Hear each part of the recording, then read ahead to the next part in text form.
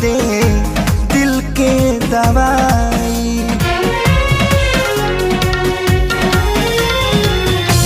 दुनिया बनवला तू ही वाह रे खुदाई, काहे ना बनवला दर्द दिल के दवाई। सपना रहल अधूरा सोचल भइल न पूरा, गुजरीले दुख के दौर से।